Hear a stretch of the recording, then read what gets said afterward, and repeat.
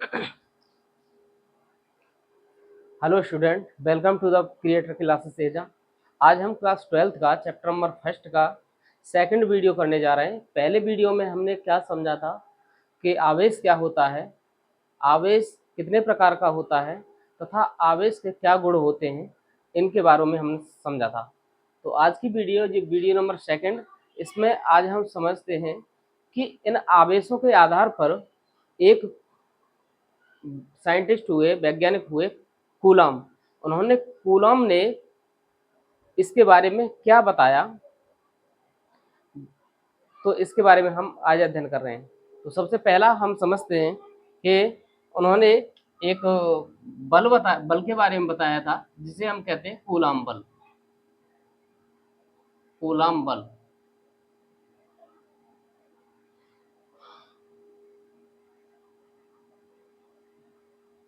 Coulomb's force. Coulomb बल क्या होता है? तो ये उन्होंने बताया कि जब भी दो आवेश होते हैं, उन आवेशों के बीच में आकर्षण या फिर प्रतिकर्षण बल लगता है। इस बल को ही कूलॉम बल कहते हैं, और इस बल की क्या मात्रा होती है ये भी उन्होंने बताया था। तो सबसे पहले क्या है, कूलॉम बल क्या होता है कि यदि दो आवेश हैं तो उनके बीच में लगने वाला आकर्षण बल अथवा प्रतिकर्षण बल को कूलॉम बल कहते हैं। और ये आकर्षण बल कब होगा और प्रतिकर्षण बल कब होगा, इसकी बात हम पहले ही कर चुके हैं। यदि दोनों ही पॉजिटिव आवेश हैं, धनात्मक चार्ज हैं, तो उनके बीच में आप लगने वाला जो बल होगा वो प्रतिकर्षण बल होगा, तथा एक पॉजिटिव और दूसरा नेगेटिव चार्ज है, आवेश है, तो उनके बीच में लगने वाला आकर्षण बल होगा। तो विपरीत आवेशों के बीच में आकर्षण बल लगता है और सेम चार्जेस के बीच में, समान आवेश के बीच में प्रतिकर्षण बल लगता है।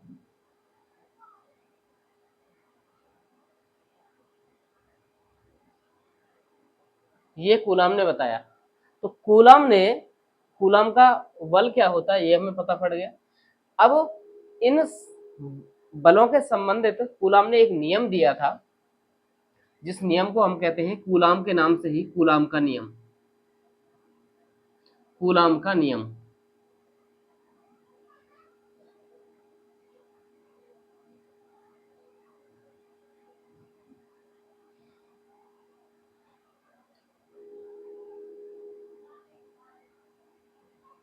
Coulomb's law. स्थिर विद्युत आवेश के बारे में उन्होंने जो नियम दिया था, क्योंकि ये आवेश स्थिर हैं, कोई चलायमान आवेश नहीं है, आवेश स्थिर हैं, रुके हुए हैं, इसलिए उन्होंने इनके लिए, आवेशों के लिए एक नियम दिया था। ये मान लीजिए Q1 और Q2 आवेश हैं, और इन Q1 Q2 आवेश के बीच की दूरी r है। और जो बीच की दूरी है वो केंद्र से ली जाएगी, जो भी आवेश है उसके आवेशों के केंद्र की बीच की दूरी r है। तो उन्होंने जो नियम दिया था कूलॉम ने, वो ये होता है कि दो आवेशों के बीच लगने वाला बल उनके बीच गुणनफल के अनुक्रमानुपाती तथा उनके बीच की दूरी के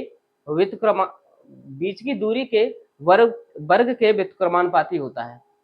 ये रूल दिया था कूलॉम ने। तो इसको लिखते हैं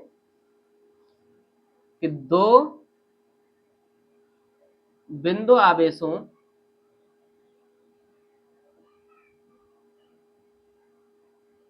के बीच लगने वाला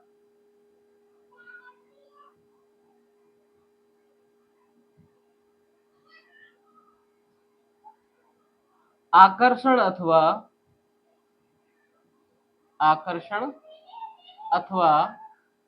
प्रतिकर्षण बल, और कब आकर्षण होगा कब प्रतिकर्षण होगा इसकी हम बात कर चुके हैं।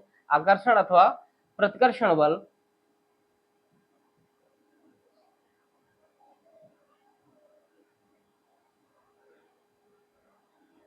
आवेशों की मात्राओं के गुणनफल, आवेशों की मात्राओं के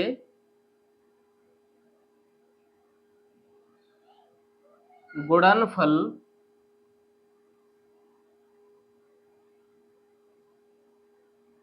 के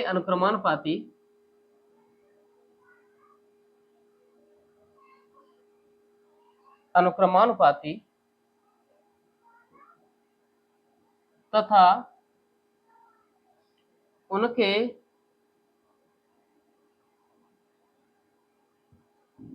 बीच की दूरी के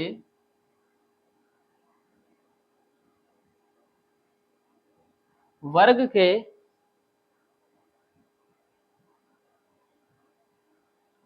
व्युत्क्रमानुपाती होता है।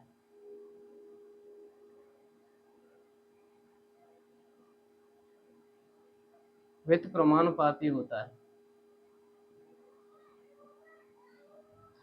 तो ये है हमें कूलम महोदय ने बताया कि आकर्षण अथवा प्रतिकर्षण बल आवेशों के बीच की दूरी के वर्ग के व्युत्क्रमानुपाती होता है तथा जो आवेश है उनकी मात्राओं के गुणनफल के अनुक्रमानुपाती होता है, या फिर परिमाण के गुणनफल के अनुक्रमानुपाती होता है, ये भी लिख सकते हैं हम।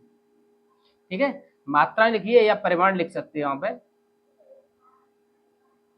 परिमाण या फिर ब्रैकेट में परिमाण के गुणनफल के अनुक्रमानुपाती होता है, ये उन्होंने दिया। तो माना दो बिंदु आवेश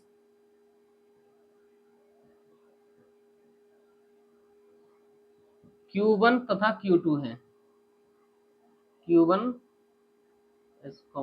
Q1 Q2 तथा उनके बीच की दूरी R है,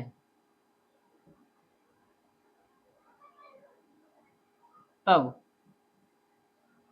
उनके बीच में लगने वाला आकर्षण अथवा प्रतिकर्षण बल F बराबर Q1 Q2 sorry F proportional to Q1 Q2, equation first मान लीजिएगा इसको। दूसरा हम कह सकते हैं, दूसरी बात इसमें कही गई है कि उनके बीच की दूरी के वर्ग के व्युत्क्रमानुपाती, तो F जो बल है वो व्युत्क्रमानुपाती है बीच की दूरी के वर्ग के। बीच की दूरी मान लिया हमने, तो बीच की दूरी R है, तो इसका वर्ग के व्युत्क्रमानुपाती है। तो व्युत्क्रमानुपाती का मतलब क्या होता है, 1 में नीचे लिख दीजिए उसको, और अनुक्रमानुपाती तो अनुक्रमानुपाती का साइन लगा दीजिए, प्रोपोर्शनल का साइन लगा दीजिए और उसके सामने लिख दीजिए। अब इसको इक्वेशन सेकंड कह दें। समीकरण फर्स्ट और सेकंड से हम देखते हैं, फर्स्ट व सेकंड से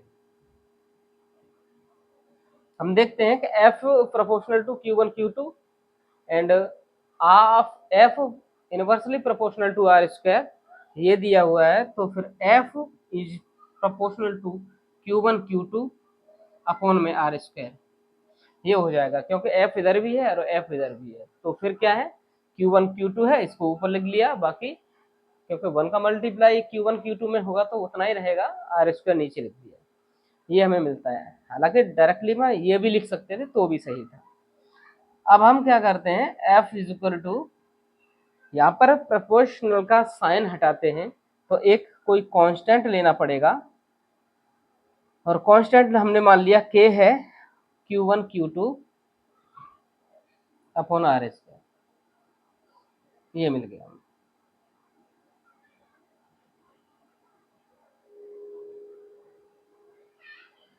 एक हमने नियतांक ले लिया जहां K एक नियतांक है।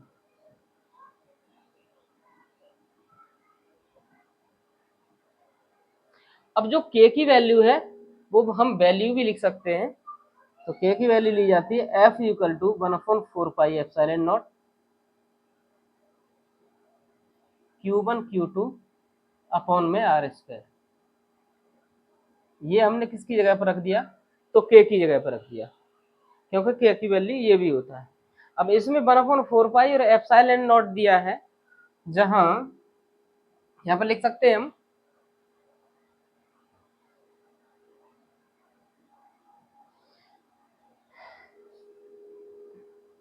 यदि के equal to 1/4 pi epsilon naught, मतलब इसकी वैल्यू, इसको ये वैल्यू होती है, इसको लिख सकते हैं। बाकी ये आगे होता है जहां एप्सिलॉन नॉट निर्वात अथवा वायु की वैद्युतशीलता है।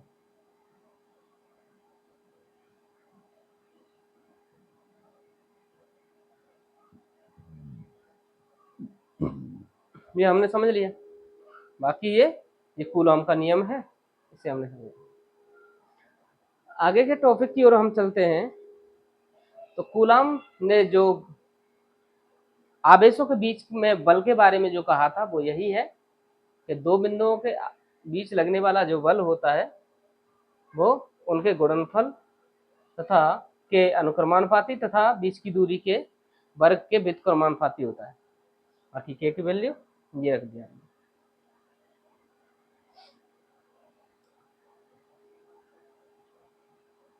अब हम आगे टॉपिक की ओर चलते हैं। आगे है आपेक्षिक विद्युतशीलता या परावैद्युतांक। क्योंकि जब हम किसी दिए हुए आवेशों को, किन्हीं दो आवेशों को निर्वात अथवा वायु में रखते हैं, निर्वात अथवा वायु में रखते हैं, तो फिर क्या होता है, हमें जो उनके बीच में लगने वाला बल है वो ये प्राप्त होता है, F equal to 1/4 pi epsilon not Q1 Q2 upon R square, ये मिलता है।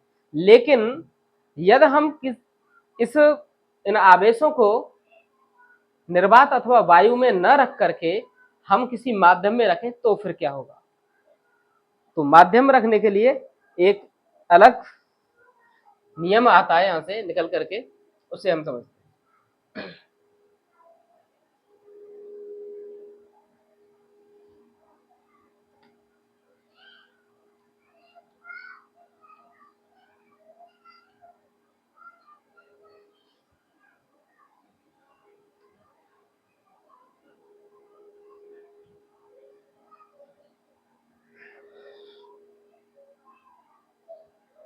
आगे है आपेक्षिक विद्युतशीलता या परावैद्युतांक।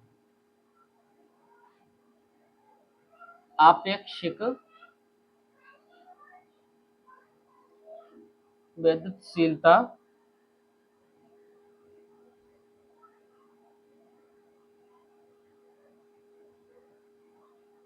या परावैद्युतांक।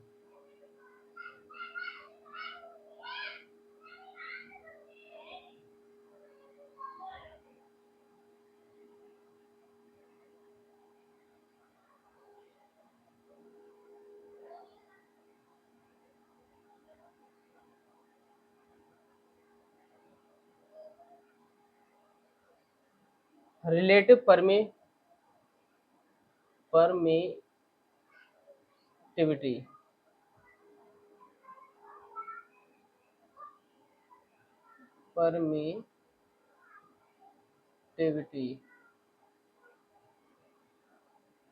और डाइइलेक्ट्रिक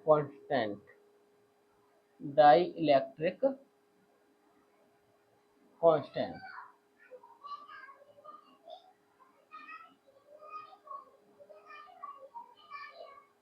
ये आपेक्षिक विद्युतशीलता क्या होती है, तो इसको हम समझते हैं। आपेक्षिक की बात है, रिलेटिव परमिबिलिटी या फिर डाई इलेक्ट्रिक कांस्टेंट किसी माध्यम में किसी माध्यम में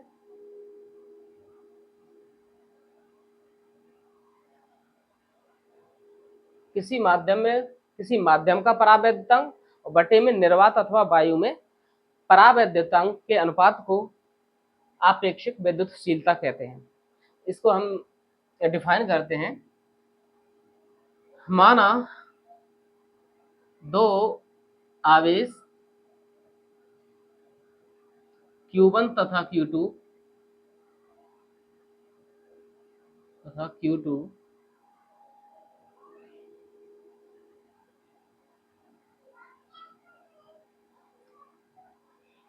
एप्सिलॉन नॉट, सॉरी नहीं, ऐसे लिख दीजिए, Q1 तथा Q2 किसी माध्यम में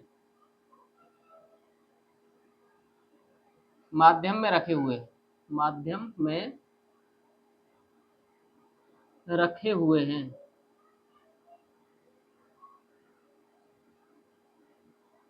तब उनके बीच लगने वाला बल, तब उनके बीच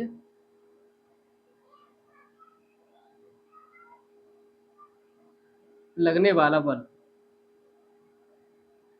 उनके बीच कितना बल लगेगा, तो ये लगेगा F equal to 1/4 epsilon Q1 Q2 upon R square, इतना बल लगेगा। और क्योंकि इसे जब वो माध्यम में रखे हुए हैं तो माध्यम को M मान सकते हैं, ठीक है, तो उनके बीच में जो बल लगेगा वो माध्यम के हिसाब से FM बल लगेगा। इक्वेशन नंबर फर्स्ट है। अब आगे निर्वात के लिए, निर्वात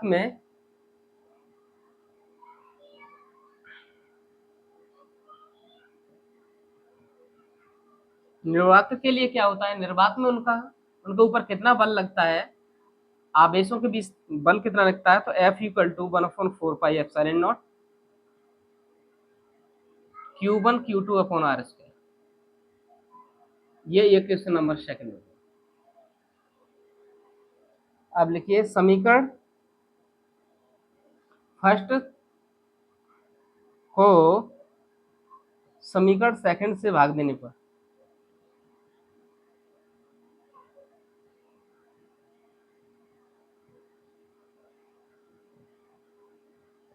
जब समीकरण फर्स्ट को हम समीकरण सेकंड से भाग करते हैं तो हम लिखेंगे F M equal to 1/4 epsilon naught epsilon Q1 Q2 upon R square. जो है इसमें थोड़ा सा, क्योंकि R स्क्वायर हम आ रहा है, दो आवेश Q1 तथा Q2 किसी माध्यम में R दूरी पर रखे हुए हैं, ये और लिख दीजिए इसको, R दूरी पर रखे हुए हैं, R दूरी पर रखे हुए हैं, ये लिखना। सही हो गया। अपॉन में F equal to 1/4 epsilon not Q1 Q2 upon R square. तो हम देखते हैं जो कट रहा है उसे काट दीजिए, तो 1/4 से 1/4 कट जाएगा, ये Q1 Q2 से Q1 Q2, ये पूरा ही कटेगा, R स्क्वायर से R स्क्वायर, और यहाँ पर 4 से 4 भी कट जाएगा।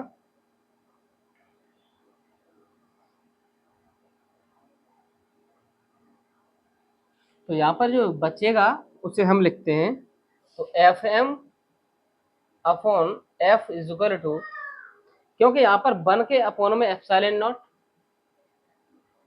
और इधर सॉरी ये एप्सिलॉन है, एप्सिलॉन नॉट नहीं है, ऊपर वाले में एप्सिलॉन है, एप्सिलॉन, और नीचे वाले में 1 अपॉन में एप्सिलॉन नॉट होगा, गलत लिख गया है ऊपर, क्योंकि ये किसी भी माध्यम की वैद्युतशीलता है, तो माध्यम की वैद्युतशीलता को एप्सिलॉन से ही डिनोट किया गया है। एप्सिलॉन नॉट क्या है, ये निर्वात अथवा वायु की वैद्युतशीलता है। तो अंदर का अंदर यदि गुणा करते हैं और बाहर का बाहर गुणा करते हैं हम, तो हमें यहाँ से प्राप्त होता है F M equal upon F is equal to, ये एप्सिलॉन नॉट ऊपर पहुंचेगा और एप्सिलॉन नीचे आएगा।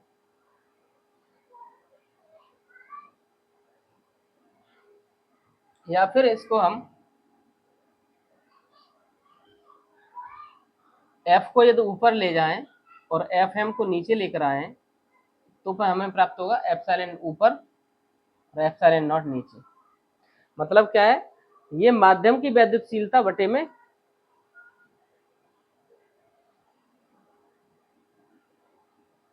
निर्वात अथवा वायु की वैद्युतशीलता। तो हम यहाँ पे लिखेंगे माध्यम की वैद्युतशीलता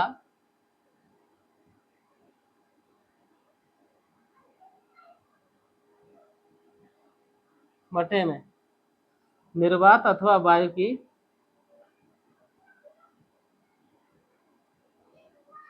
की वैद्युतशीलता। इसके अनुपात को ही हम क्या कहते हैं, आपेक्षिक वैद्युतशीलता या परावैद्युता कहते हैं। आपेक्षिक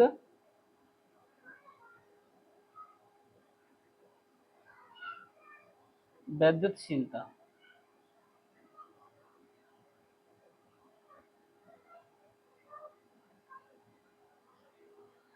ये हमें रिजल्ट मिल गया यहाँ पे।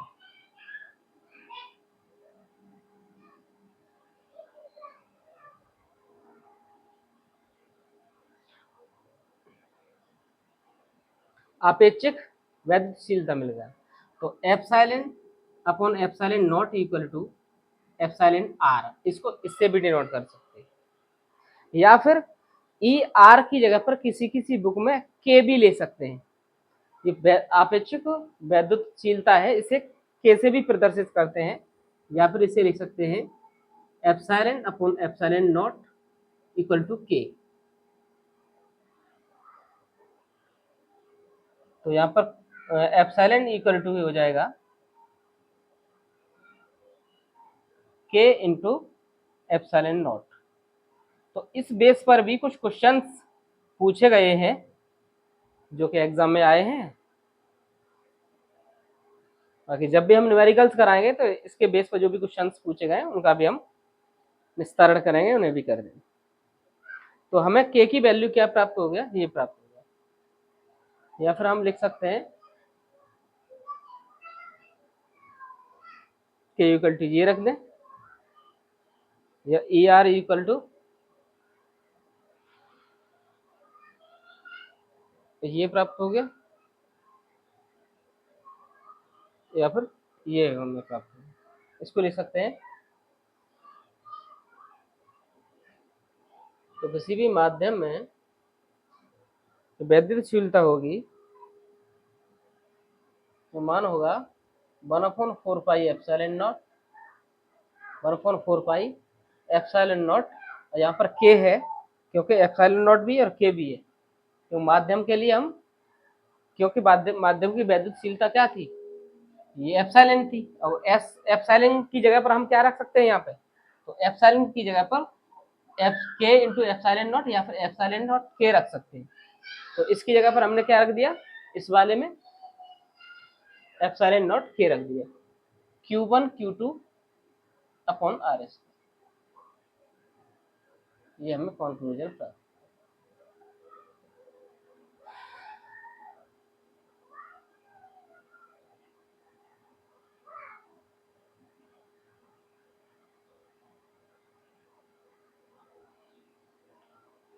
क्योंकि हम देखते हैं 1/4 pi epsilon not Q1 Q2 upon R S क्या है, ये वैल्यू किसकी थी, तो ये एफ की वैल्यू है।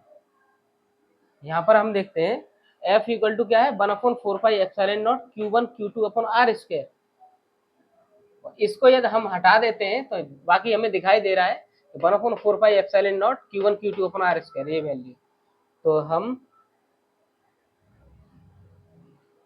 एफ एम इक्वल टू लिख सकते हैं, क्योंकि ये तो किसके बराबर होता है, ये एफ के बराबर, एफ अपॉन में के।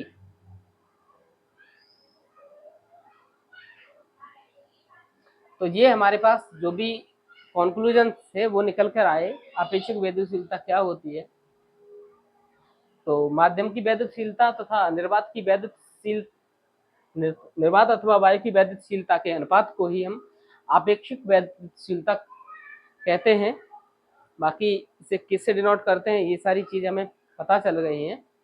तो इससे आगे वाला जो टॉपिक है हमें, क्योंकि इसके बेस पर कभी कभी इसका डेरिवेशंस भी पूछा जाता है और इसके बेस पर न्यूमेरिकल्स भी आते हैं।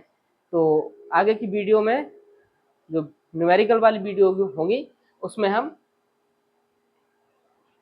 न्यूमेरिकल बेस्ड क्वेश्चन भी करेंगे। तो एक बार रिकॉल कर लेते हैं इसको। दो बिंदु आवेश हैं Q1 Q2, माध्यम हो किसी माध्यम में रखे हुए r दूरी पर है, तो उनके बीच लगने वाला बल Fm equal to 1/4 pi epsilon naught. Epsilon naught नहीं है, यहाँ पर माध्यम की वैद्युतशीलता को हमने एप्सिलॉन दिया, Q1 Q2 upon r square. दूसरा लिख लिया हमने समीकरण निर्वात के लिए अथवा वायु के लिए, निर्वात के लिए या अथवा वायु के लिए क्या होता है, तो F equal to 1/4 pi epsilon not Q1 Q2 upon r square. समीकरण फर्स्ट को सेकंड से भाग दे देते हैं, तो फिर 1/4 पाई से 1/4 पाई कट जाएगा, Q1 Q2 से Q1 Q2, r स्क्वायर से r स्क्वायर। बाकी बचा क्या, तो 1, क्योंकि ऊपर तो 1 है, अपॉन में एप्सिलॉन, ऊपर 1 upon epsilon not, Fm upon F। इसका जब हम ऊपर का ऊपर और नीचे का बीच में मल्टीप्लाई करते हैं, गुणा करते हैं, तो ये ऊपर पहुंच जाएगा। तो इसको यदि उलट देते हैं हम, F को ऊपर कर देते हैं, Fm को नीचे कर देते हैं, तो सेम वे में एप्सिलॉन ऊपर जाएगा, एप्सिलॉन नॉट नीचे आएगा, ये लिख दिया। तो यहाँ से हमें क्या प्राप्त हो गया कि ये एप्सिलॉन क्या है, माध्यम की वैद्युतशीलता है, और एप्सिलॉन नॉट ये निर्वात अथवा वायु की वैद्युतशीलता है।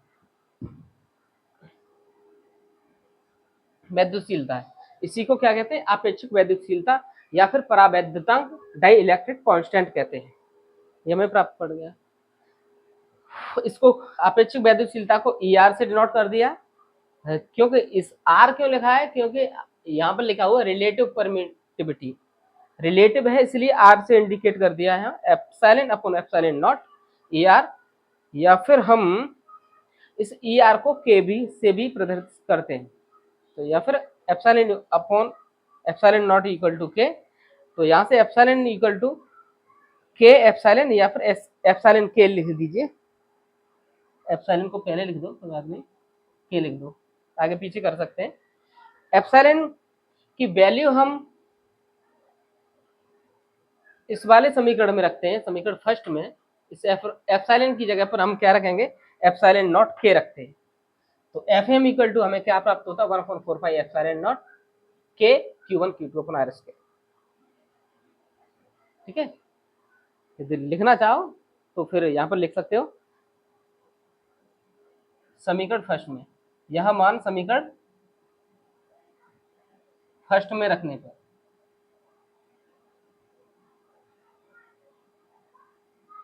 फर्स्ट में रख दिया तो ये प्राप्त हो गया। अब हम देखते हैं कि Fm equal to F upon में ये, क्योंकि F इक्वल टू क्या था, 1/4 pi epsilon not Q1 Q2 upon r square. ये किसके बराबर है, तो ये F के बराबर है। तो इसकी जगह पर हम क्या रख सकते हैं, F रख सकते हैं, तो F रख दिया। Fm इधर है, बाकी F, क्योंकि इस सब के बराबर क्या है, F है, तो इस सब के बराबर क्या रख दिया हमने, F रख दिया। नीचे क्या बच जाएगा, K, वो लिख दिया, यही हमारा रिजल्ट है। अब ये आपेक्षिक वैद्युतशीलता या परावैद्युतांक चालकों के लिए इसके जो वैल्यू होती है,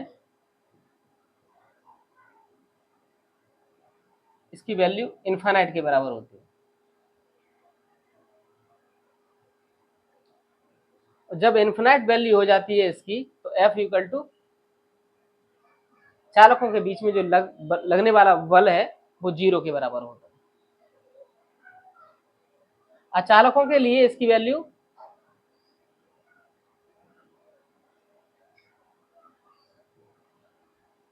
ये 1 के बराबर होती है। तो अचालकों में इसका मान है, जो बल है उसका मान परिवर्तित नहीं होता है।